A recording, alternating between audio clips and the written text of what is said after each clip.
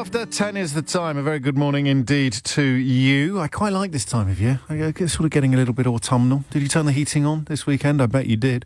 If you can afford to, of course. And the number of people who will be thinking twice perhaps before flicking the dial will be going up as I speak. Indeed, the petrol prices. I got petrol at the weekend, although... as a fully paid up member of the Metropolitan Elite, I can absorb the ludicrous inflation in the cost that was caused by that thing that was supposed to help poor working class people, but I appreciate not everybody can, so we'll keep an eye on that. The army now deployed in London and the South East to deliver petrol. Yep, 2021. The army deployed to deliver petrol. But of course, as David Davis, the former Brexit secretary, described by Dominic Cummings as being as thick as mince, which is an outrageous slur upon the man's clear intellectual calibre and integrity, has just told you on this radio station that it's all the fault of the businesses for not being better prepared, for not planning better. So I know what you're thinking. You're thinking, crikey, he's the bloke that told us there'd be no downside at all to Brexit. There would only be a considerable upside. How can he now be saying that we should have known that there was a massive labour shortage on the horizon and cut our cloth accordingly? It's a question you'd have to ask David Davis. How you can move from one position to the other quite so effortlessly is, I'm afraid, beyond me. But I, as you know, am a bear of very little brain. So I will be asking you that question. If you want to book your place early on the switchboard right now, before I wax lyrical about attendant issues, then the number you need is 0345 6060 973. I want you to imagine David Davis was sitting here, and I just want you to address the suggestion that the reason why you're struggling to get staff is your fault. 0345 6060 973. Former business secretary, I think, as well. So it's your fault you can't get staff. What would you like to say to David Davis? And possibly we could collect a few of your responses, whether they are warm and positive or negative and cool. We can collect a few of them together and get Theo to play them to him a little later in the day up in Manchester. So David Davis has said this morning on this radio station, it's your fault if you've got a labour shortage as somebody in business. I just wonder how you address that claim from the man that told you there'd be no downside, only a considerable upside, and that the morning after the referendum result, he would be in Berlin signing trade deals with Germany. Not understanding, of course, that you can't sign unilateral trade deals with European Union members. You can only sign multilateral trade deals with the whole of the single market, a principle so easy to understand that Angela Merkel only had to explain it to Donald Trump 13 times. I know what you're thinking. You're thinking, oh, God, no. So am I. I'm not going to have to start wheeling out all of those phrases that tripped off my tongue so winningly 3-4 years ago, am I? The line about Donald Trump not understanding how the single market works, and slightly more worryingly for us, the Secretary of State for Brexit, David Davis, not understanding how it works. No, I'm not. No, I'm not. We are literally all in this together. There is no point pretending otherwise. There is currently no alternative to making the best of what we've got. So the question is pretty simple. Whose fault is it that you are struggling to get staff? 0345 6060 973. So here's the weird position that we find ourselves in. And I actually would quite like, you know what Monday mornings are like? I've always got a little bit more oomph, a little bit more lead in my pencil than I have by the end of the week. And I sometimes on Monday mornings, particularly at 10 o'clock, I quite fancy going rogue. I quite fancy asking you questions that at first glance sound absolutely bonkers. And I'm a bit close to that position today because there's something very, very strange happened. I don't know if you noticed it over the course of the weekend, but we've reached what I hope is the apotheosis of my heads and tails theory. I pointed out some time ago that this government is masterful at tossing a coin and shouting heads and tails, and then however it lands, they can claim a victory. And in the context of labour shortages, they have done this on a scale that even I never saw coming. And that scale, I think, is this. And the first thing I would say at 8 minutes after 10 is, if you don't like what you're hearing, then please, please, please change the record. Set me straight. Push me in a direction preferable to the one that I am poised to pursue. 0345 6060 973 is the number you need. Because everywhere else in the world, our current problems and our current travails are being described as a direct consequence of Brexit. Okay, whether it is a rather good cartoon in the Bangkok Times, which has a rampaging lion reaching through a door-marked Brexit, and then on the other side of the door-marked Brexit, a timorous wee pussycat emerges, as if we dived into it as a roaring lion and we come out of it as a timorous pussycat. In America, all of the shortages, all of this is being described as a consequence of Brexit. There are, of course, shortages in other countries on paper, particularly of lorry drivers, but none of them are translating into shortages on shelves or shortages on petrol station forecourts or shortages that are causing businesses to shut up shop or reduce the amount of business that they can do. There was an incredible example on Friday when some fella in Brussels tweeted a picture of some supermarket shelves that were empty and a sign up blaming it on logistics, and the increasingly mad, and to be honest with you, I use the word increasingly with a sense of surprise because I didn't think many of these people could get any madder, but one of the far-right websites leapt upon this picture and claimed it was evidence that the shortages that we're suffering in UK shops were actually being suffered elsewhere in Europe, and therefore it was ridiculous to blame it all on Brexit. So what you need now is you need to press caps lock on your keyboard and shout at the top of your voice, "Explain this, Remainers!" So we did. And it was because of a strike at Carrefour suppliers, a warehouse strike over terms and conditions being changed in one small corner of the supply chain in Belgium.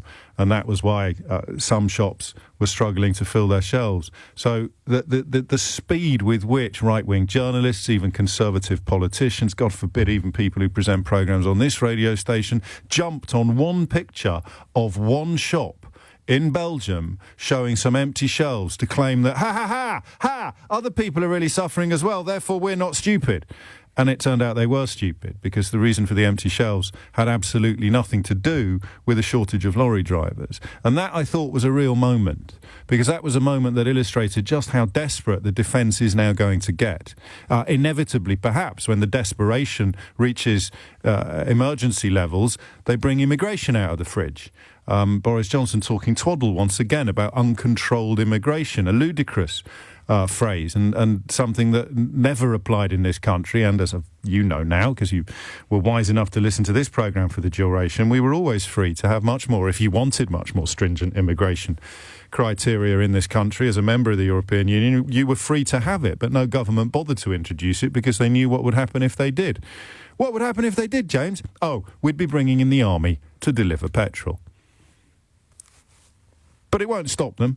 You know, it's intoxicating. It's an intoxicating brew, isn't it? The blame it all on immigrants, blame it all on the Polish decorators. Absolute twaddle, absolute nonsense. Ask a decent decorator whether or not he's short of work at the moment, and he'll laugh in your face at fighting. You try booking a tradesman at the moment. Oh no, I haven't had a pay rise in 20 years, James. Of course you haven't. Ridiculous racism, but masquerading as self-interest or the defence of the working class. And it all worked just like it worked last time. But the problem is this. With regard to the labour shortages, what they're doing now is actually breathtaking. They're claiming on the one hand, and this is why the pictures of the shelves in one shop in Belgium that had absolutely nothing to do with lorry driver shortages, but launched some sort of bizarre fetishisation of other people's problems in the right-wing media and all over social media at the weekend. It was really illustrative, because what's happening now is bizarre, truly bizarre.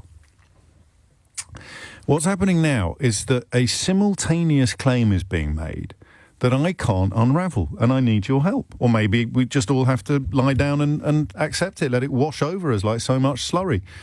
I don't believe there's a shortage of slurry at the moment, is there? But it's probably next on the list. And this is how I see it. So, labour shortages, epic labour shortages, every sector, you name it, care homes, hospitality, haulage, retail, logistics, you just name the sector, there's huge, veterinarians, butchers, huge, NHS, nurses, doctors, everywhere you go, huge shortages, right? But it's nothing to do with Brexit. And the shortages are bad, right? You still with me at the back? So we've got shortages, they are bad, but they're nothing to do with Brexit. In the same breath this weekend, a new argument emerged, which was, we've got shortages, but they are good. One Conservative MP, and you're not going to believe me when I tell you this, so I'm going to have to look up his name so that you can double check. One Conservative MP this weekend actually claimed that this was great, that supermarkets were struggling because it means that the supply chain would collapse and we could all go back to buying milk from the farmer up the road in our village. You think I'm making that up? Conservative MP stood up at a fringe meeting. Actually, I don't know whether he stood up. He might have been sitting down. He might have been standing on his head for all the sense he made, but he stood up in Manchester at a fringe meeting of the Conservative conference, welcomed the collapse of supermarket supply chains because it means we could all start buying our produce direct from the farm gate like what we used to do. That man has managed to reach the age of 40, I checked, apparently without being aware of the existence of towns or cities. Everybody in Chris Loder's world lives in a place where there's a farm gate within walking distance, because you wouldn't be able to drive there, would you, at the moment? There's a farm gate within walking distance where you can go and buy milk and eggs, still warm from the chicken's bottom. Do not text me to clarify the precise anatomical delivery of eggs from chickens. So what happened this weekend, and that's the lunatic fringe of this theory, the idea that, oh no, supermarkets, they had it coming though. We voted to shut down the supermarkets because we're going to buy all our food direct from the farmer's gate. The shortages are there, and the shortages are the fault of Brexit, or the result of Brexit, but they are good shortages, and we wanted them because it is going to rebalance the economy. So, correct me if I'm wrong, but there are two things happening that are in direct contradiction to each other. Brexit is not responsible for the shortages, and the shortages are bad. That's where the "but it's happening everywhere" lie comes in. And from the same party, the same government, we're now seeing Brexit is responsible for shortages, but the shortages are good, and they are somehow going to make us all richer. Right, riddle me that, if you can, because I can't. How do you even begin? Imagine you were Keir Starmer. Well, that's tricky, isn't it, because he's not really swinging at this yet. How do you make sense of that? How do you make sense of the same government, the same political movement telling you in the same breath that the shortages that everybody in this country has now witnessed are bad, but nothing to do with Brexit, and then telling you the shortages are good and a direct consequence of Brexit, but it's great because it's going to make us richer and that's what everybody voted for? How are you going to unravel that? Because I, at this point in proceedings, and it's only early, I can't. I don't know how you even begin to honestly address that. And speaking of honestly, if you've got the Prime Minister appearing on the BBC and claiming that the statistics being provided by his own Office for National Statistics are false, what happened to reality? What happened to truth? How does that work? Having a lesson, a kindergarten lesson in pig farming from Andrew Marr on the telly yesterday morning because he didn't understand the difference between incinerating pigs because they can't be slaughtered and slaughtering pigs for market. It's a very strange moment in our island history, and I stress once again that we are all in it together, unless you're denying what's going on, in which case I don't know how to reach you anymore. This is madness. Find me a sector that hasn't got shortages and I'll find you a liar. Already trying once again to reignite the racism that underpins almost all conversations about uncontrolled immigration. Instead of telling us what we should be doing, we're being told that there are no problems, and if there are problems, they're all the fault of the people who should have been ready, even though we told them that there wouldn't be any problems on the horizon. So come at this from whatever angle you want. Hold my hand, actually, this morning, because I'm slightly unnerved by the landscape in front of me. But focus first on these questions if you want. Whose fault is it that you're struggling to get staff? 0345 6060 973, because David Davis says it's your fault. That's already happening. It's not even, it's only just October. OK? Lord Frost is standing up in Manchester demanding that they rewrite the deal that got him a peerage and the deal that got Boris Johnson elected, the oven-ready deal, that brilliant deal that was going to be sunlit uplands and having your cake and eating it. The bloke who negotiated it from our side of the channel is demanding that the other lot change it. And then we come back to Labour. shortages and jobs. Why are you struggling to get staff? And actually, do you know what? Give me the facts, but have a little moment this morning if you want to give me the feelings as well. However you voted in 2016, how do you feel today about being told by a man who has been both business secretary and Brexit secretary that it's your fault you're struggling to get staff because you should have been better prepared for the sunlit uplands? 0345 6060 973. And then, of course, if you can unravel that curious conundrum of claiming simultaneously that the shortages are bad and nothing to do with Brexit, but they're also good and everything to do with Brexit, then you can do my job for the rest of the week, actually, and I'll give you 52% of my fee. 22 minutes after 10, and it's government by Shaggy, isn't it? It wasn't me. It wasn't me. Nothing's their fault. Nothing at all is their fault. Why are there labour shortages? Oh, that's all the fault of businesses. Why are there petrol shortages? Oh, that's all the fault of the customers doing the buying. Why are there labour shortages up and down the country? Oh, that's all the fault of, I don't know, actually. Well, doesn't matter though, does it? Because as far as I can tell, people are still sucking it up. And if they're not sucking it up yet, then when they reignite all the lies about immigration, they'll be sucking it up by lunchtime. Nick's in Camberley. Nick, whose fault is it that you can't get staff? Morning, James. Hello, Nick. My view is it's a split on two. I own a hotel management company, and we also deal with managing bars on behalf of landlords and bits and pieces. And I would say that 50% of it is down to Brexit, 100%. You know, it's 52. Go on, 52. Play the game. Yeah, go on then. And the other side is the pandemic. Yes. And it's been created by furlough. Because go on. How do you mean? Because what's happened is prior to the hospitality industry has always been, hard work. Chefs going in. Let's take chefs, for example. Yes. Chefs have been well known for doing 70, 80 hours a week, for however long, right back in the day, even when I started sort of 30 years ago. And what's happened is furlough, because of the pandemic and people being put on furlough, a lot of the long-term, well-trained guys have looked at it and thought, well, hang on a minute, this is probably the first time I've ever spent time with my family. This is probably the first time that I've actually not had to work the late nights or the shift work or whatever. And they've come back to it, and actually during this, they've looked at their careers, looked at what they're doing, just go, do you know what, it's not worth it anymore. And so currently at the moment, in 3 or 4 of our businesses, we've been advertising now, or I've been advertising for a good 6-7 months to try and get chefs of a skilled calibre, whether it's in a bar or it's in a 4-star hotel or whatever you're doing. And they've all left the party. And what would normally have happened pre-COVID and pre-Brexit, we were awash with skilled people. Mm-hmm. And because we were in a 500 million strong single market.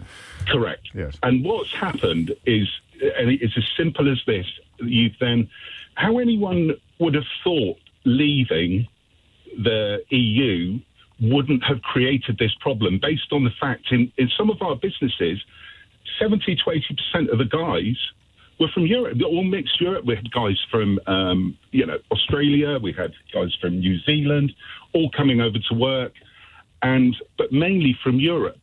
And they're hardworking guys, really, really hardworking guys. And when this all happened, I remember the day when the Brexit side happened. I remember walking into a hotel that we had at the time in Windsor, and the staff were absolutely devastated. It was like a kick in the teeth. Yes. And we were going, look, it's all good, jobs are fine, it's all fantastic. Now, what's happened, and I know this personally, that a lot of staff have gone home, where they'd set up, but this was home. Their families had been here. They then set up home here, mortgages or rented or whatever. And why stay? Why you got to do that? And what's got to happen now? I mean, that comment this morning... Which one? Comment this morning about it's business's fault. David Davis. Yes. Honest to goodness, really. But he used to run a transport company, actually. So apparently, he told Nick. So right. so there. Yeah. But it's another prime example is today. Our supplier in one of the regions that we've got, our supplier of CO2 gas, has sent a letter this morning just to go, look, guys, just to let you know, we're running extremely short with CO2, and you're going to be rationed. So, okay, fair enough. We have to spread that, evenly around. But, that affects the pumps, that affects the bars, because the bar has to have CO2 to push beer through it. And so it goes, and so it goes. Can you not use sovereignty to do that? Does that not work? Maybe you need a new pump. Hey, if you recalibrate your pump to work in pounds, shillings and pence, maybe you can use sovereignty to push the beer through the pumps, and you don't need any of that pesky old CO2 that comes in metric cylinders anyway. James, I'm going to try it. You've just solved it. Thank you very much. Thank you very much. Cha-ching! Invoice in the post. You smile, you laugh, and because you have to, and this programme is dedicated to keeping a smile on our face, even as we accurately and honestly report the reality, rather than the nonsense coming out of David Davis's mouth. But to give him a break, perhaps, could you have been better prepared for this? Not for the staffing, no. Because we, from a staffing point of view, the other side to it, and I hate to say it, is that we've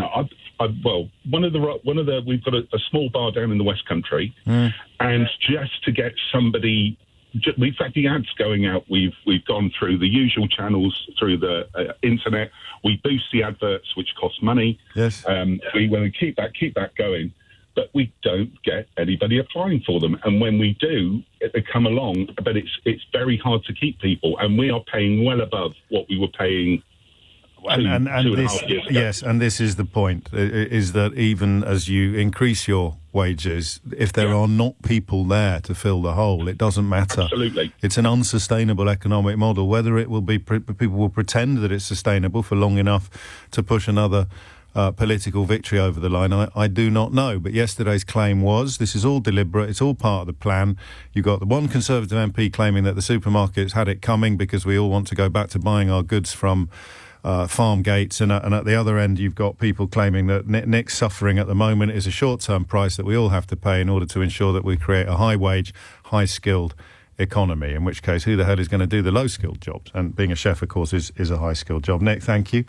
So I would say not a warm welcome from the first contributor to the idea that it's the fault of businesses and businessmen and women that they can't get staff at the moment. David Davis, of course, who said on the 10th of October 2016, there will be no downside to Brexit, only a considerable upside, now describing labour shortages as being the fault of businesses.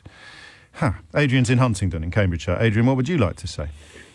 Well, yes, this current situation is an inevitable result of the post-Brexit immigration policy. As soon as it was announced, it couldn't have gone any other way. I run a recruitment agency in London specialising in unskilled and semi-skilled workers. We're seeing huge wage increases, sort of 10-15% is quite normal at the moment.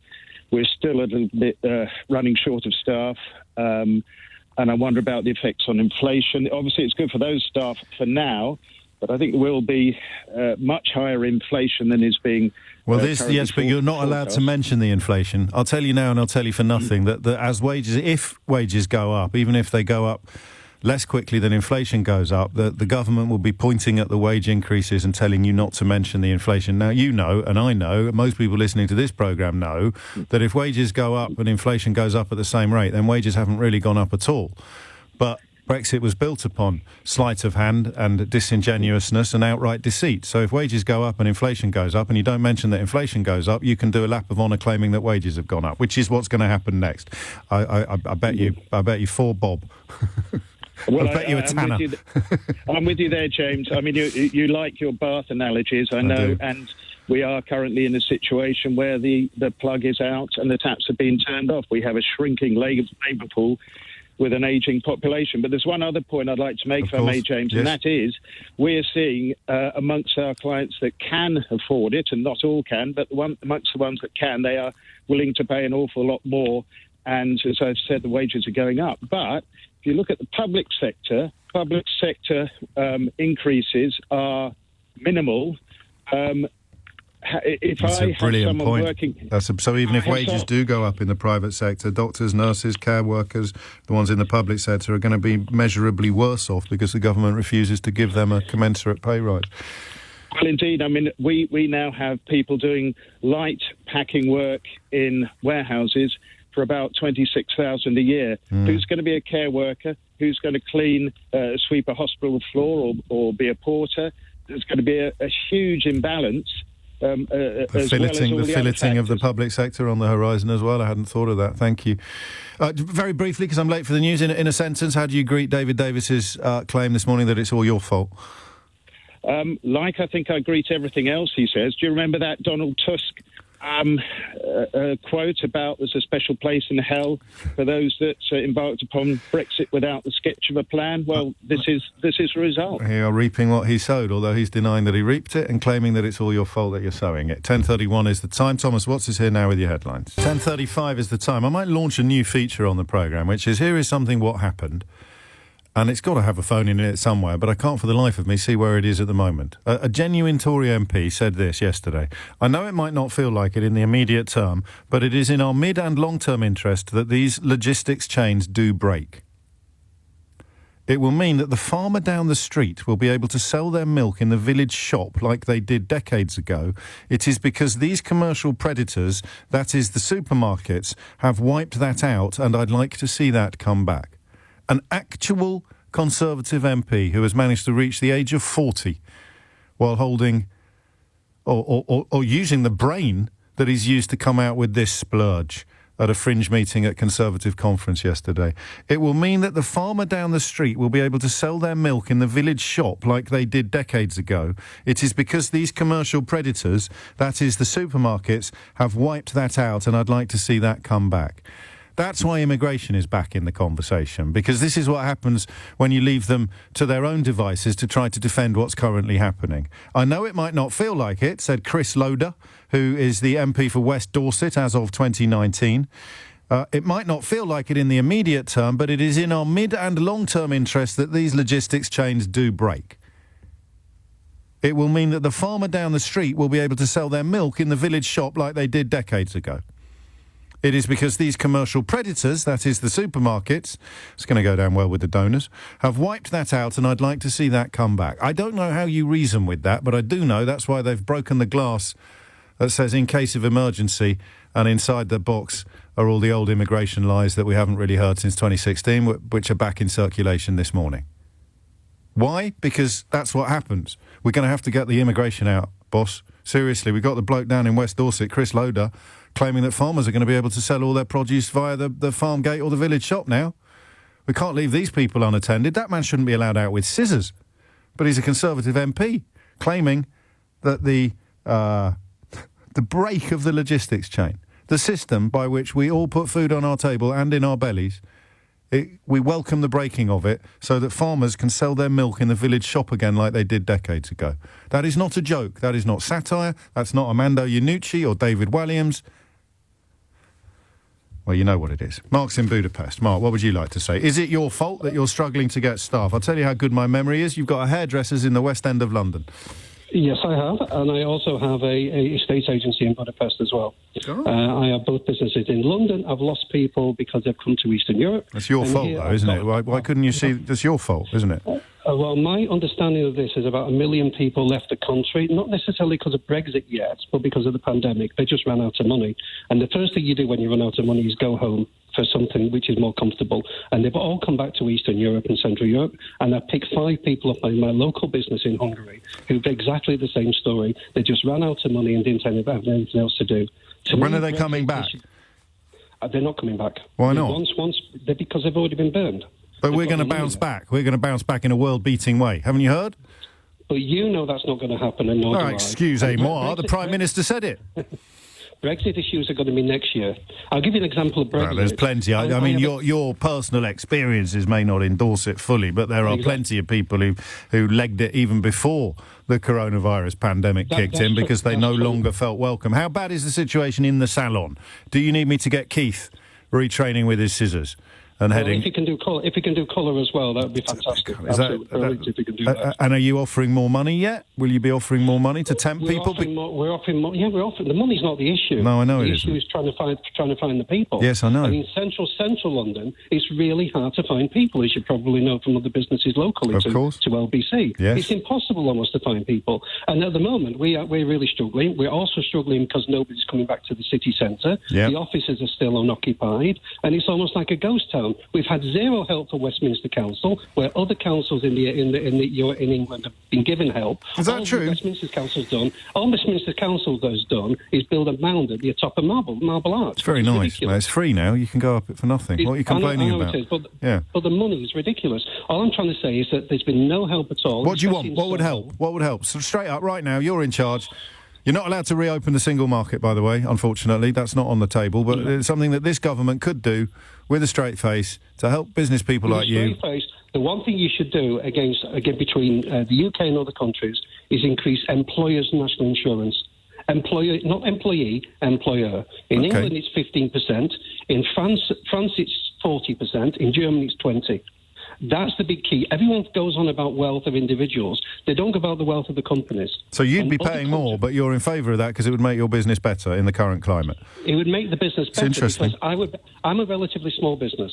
But the big people like Amazon and the Tesco and people like that will pay immensely more money. And that's really where the benefit would come from. I mean, you say that, but obviously this government has brought in a national insurance rise for the poorest paid people in the country, and they're about to take £20 a week out of their pocket on the universal credit top-up as well. So they'd probably argue it was swings and roundabouts. On the one hand, you can treat Amazon very favourably and give them more or less a free pass to profiteer to their heart's content. But on the other hand, the lowest paid people in the country are going to be paying more national insurance, Mark, and also, if they're among the 40% of universal credit claimants who are in work, they're about to have £86 a month taken out of the pay packets they've been enjoying for the last 18 months, the last year or so. Mark, thank you. I'm cracking on because we've got very important business to attend to, namely the return of one of the proudest elements of working at LBC, working for Global Radio. It's time for Make Some Noise, our charity movement, I'd call it, that improves the lives of disadvantaged people in our communities by working with small charities across the UK. This year alone, we're supporting crucial services at 100 small charities, and this year the charities extend to adults. In the past, it's been confined to children in the UK, so we're looking at food banks, mental health and domestic violence helplines, carer support, community projects, all sorts of employment programmes. And in order to sort of whet your appetite for making the donation that I know you want to make, I thought we'd talk to one of the beneficiaries of last year's fundraising. The Southside Family Project benefited from about £55,000 under the Global's Make Some Noise emergency appeal. That came through 2 emergency grants, and all of that money came from you, remember, and it funded the family support team services throughout the pandemic. Penny McKissick is the CEO and founder of Southside Family Project, and she joins me on the line now to give us a little idea, Penny, of the kind of difference my listeners' money made to the work that you do.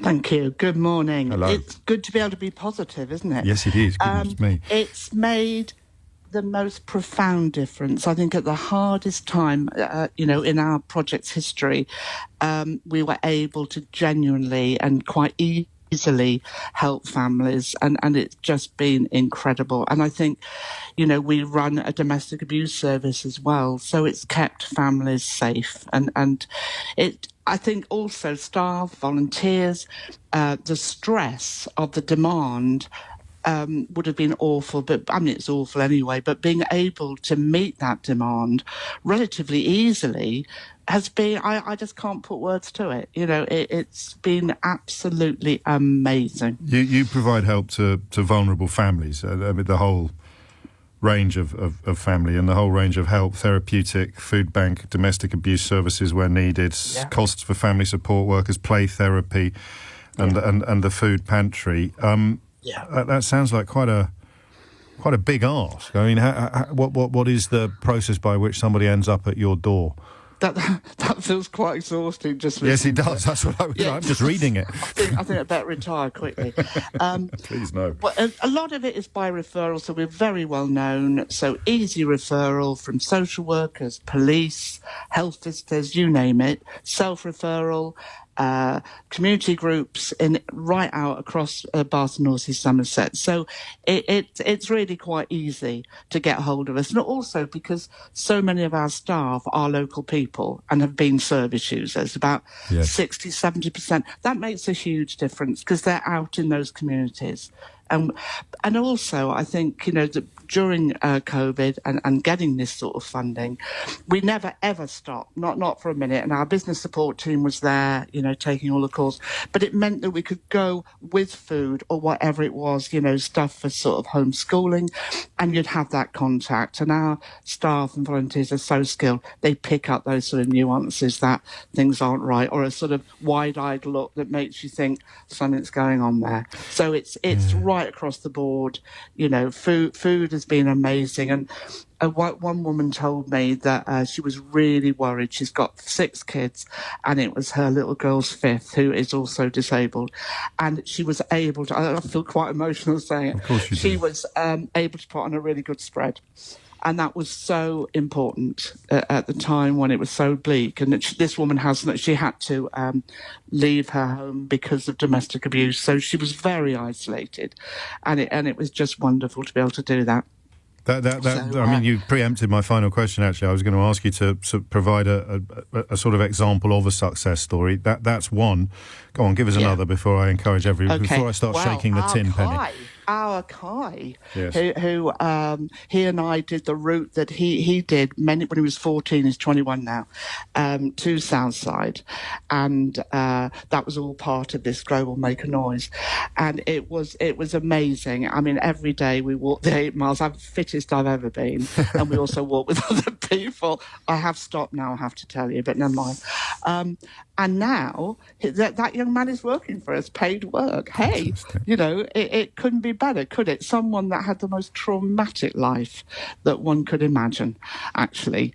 And being, 26 social workers, I can't count how many schools, crazy, everything that trauma does to. Anyway, he's now working for us. And that is brilliant. And he and I are starting a project for young people called Building Bridges, so that we really get traumatised young people to let education, police, whatever know, hear their voice. So I got retired one day, but it's really hard, James, when you've got inspirational people like Kai. Well, of course it has, but they'll be able to take up the mantle in about 233 years when you're ready to hang up.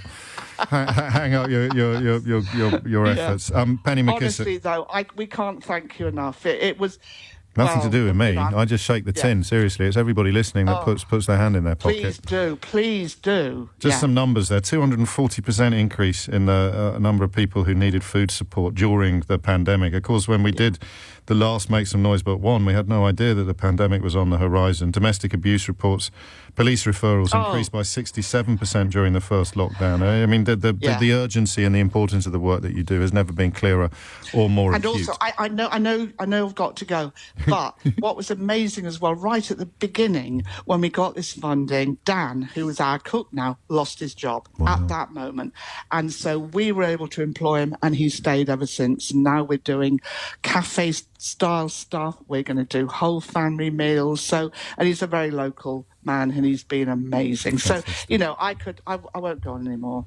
Well, you don't need to. You've painted a very compelling picture. Please, our best to Dan, our best to Kai, and of course Penny McKissick. And lovely to talk to you again. Always a pleasure, and our best to you as well, Penny. There, the CEO and founder of the Southside Family Project, which, as you heard, has benefited enormously from the Global's Make Some Noise appeal, which is back and it's up and running now. And you will want to donate. I know you will. 100 small charities this year doing work either similar or akin to what Penny is doing at the Southside Family Project. If you would like to donate, here's how you do it. What you do is you text pound and then the number. So £10.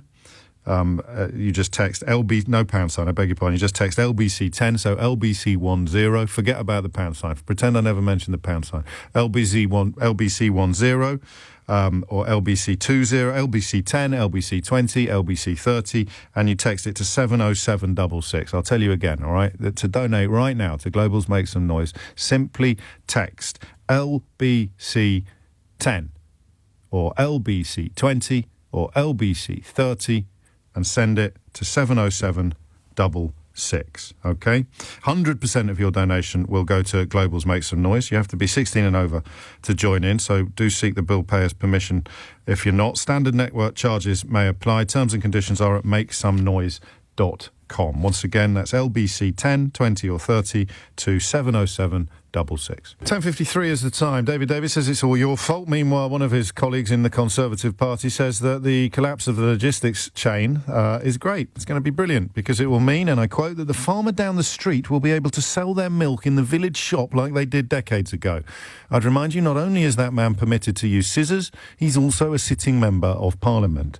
His name is Chris Loder, and he was elected MP for West Dorset in 2019. Maybe he knows more about this than I do. But from where I'm sitting, that sounds a little bit silly. Joe's in Brentwood. Joe, what would you like to say? Thanks for taking my call. You're very welcome. And thanks for talking about this. My husband's a farmer, and his brothers are farmers in Essex. Oh, yes.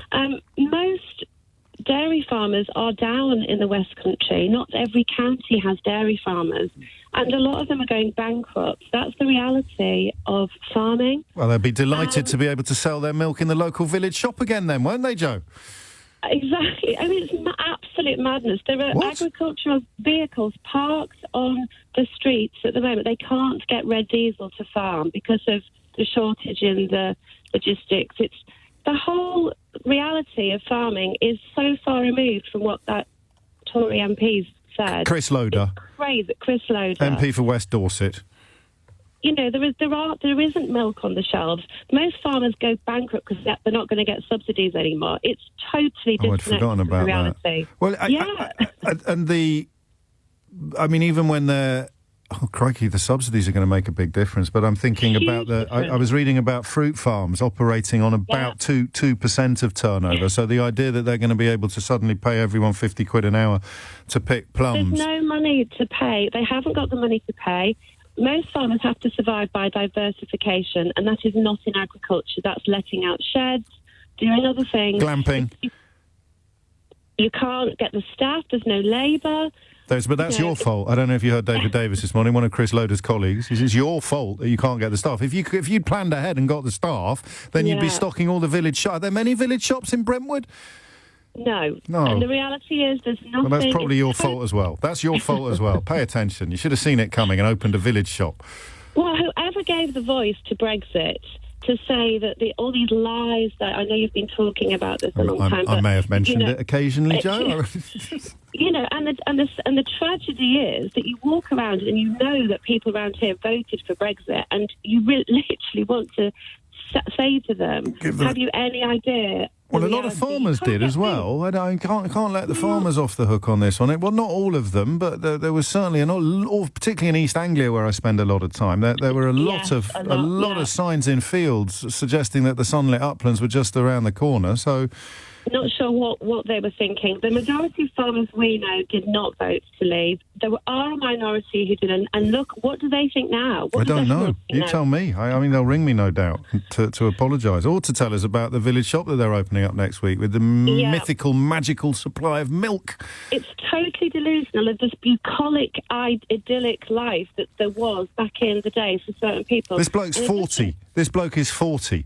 Well, so this nostalgic rose-tinted retro spectacles that he's wearing, they only go back to 49, so 1981. And again, you know, your caller who was talking about the reality is that the people, the rich are going to get richer, they can afford more, the poor are going to get poorer because they can't afford. The public sector is not going to pay their wages, and if you've got a successful business, you're going to grab people and get them to work for you. And it's crazy. I mean, it's absolute madness. Well, you know, I'm glad we can smile about it together, because obviously there'll be very little smiling going on when you're crunching the numbers and you're actually putting things together. How likely is it that farmers will go to the wall? I mean, we diversify, and we have done for years. My husband's family have done that for years. Sure. Do you do glamping? You glossed over that very quickly. There isn't. It's not like camping, not glamping. Well, that's where you're going wrong. You need to get some cashmere throws and a pizza oven. I'm not quite sure it works around here, but the reality is that the smaller farmers are not going to be able to survive. They are going. It's so sad at the way that it's all been. You know, it's all lies. Have you tried blaming it on immigration? That works apparently. I was hearing this morning. Well, that's what so many people voted for Brexit for. We know that. You know, of course it is. It's all a myth. And I don't know why they think it's okay for it to be okay for a little bit, because it's not okay. You can't just stop pit farmers farming. You can't just leave the crops to rot in the fields. You can't just do that. It's weather dependent. You need to keep going. And at the moment, there's no red diesel for 3 weeks. I hadn't heard that, but, that's why I'm here. That's why the phone lines are open. I saw some red diesel for sale. I was in Henley yesterday, and they were selling it down by the... for the boats, the boats that pull up by the river. And there's a little bit of me that thought they're missing a trick here. You could have a long queue of Massey Ferguson snaking back to the Angel on the riverbank at Henley and Arden, because even the red diesel isn't getting through at the minute, which of course you're not allowed to use in outside the commercial environments, the farms and the waterways. Joe, I wish you well. I mean it. I will endeavour to keep my dander up when we have these conversations, to keep a smile on my face despite the fact there is very, very little objectively to smile about, because that's what humanity is. We have these conversations with each other. We recognise the inevitability of the problems that we face, and we know who is responsible for them, but we will not serve up an unleavened diet of doom and gloom, neither at the farm gates, in the village shops, nor at the supermarket. We will remain upbeat and we will remain optimistic, because that's the only way we're going to be able to get out of the hole that 52% of the country have dug accidentally.